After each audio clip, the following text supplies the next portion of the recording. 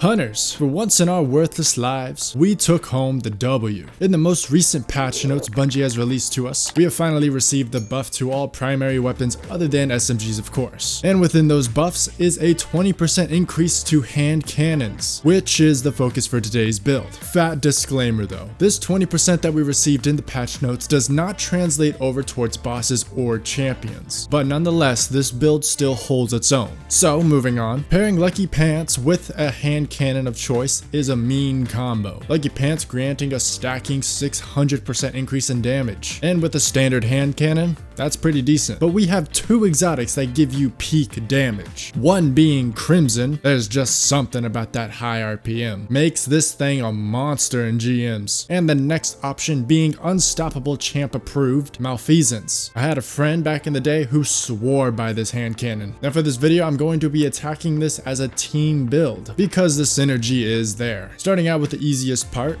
a dude with Divinity. He's just here to apply the 15% debuff as well as give you a fat crit spot to hit. Lucky Pants can proc its stacks on this bubble. So person number 1 done and done.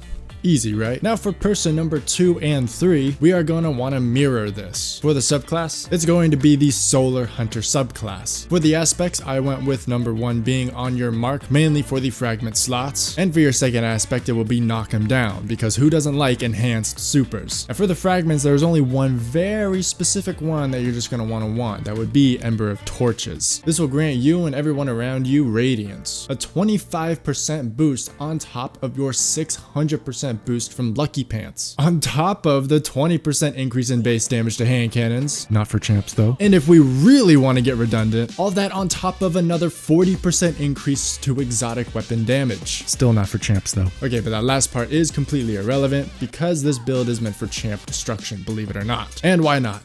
Boss melting as well. Now for the mods that we have with this build will be a Siphon mod of your choice. Probably a kinetic one because you will either be primarying Malfeasance or Crimson, both being kinetic weapons, to take out the majority of the adds. And with this build, you might want to be also running a special ammo finder, pairing it with a scout, mainly to help out the person running Divinity, for you can now spawn ammo for them. On the arms, a reloader. Not for the reason of it's just nice to have, but for the actual reason that you will be able to get out more damage after your reload. Less downtime from damage is essential.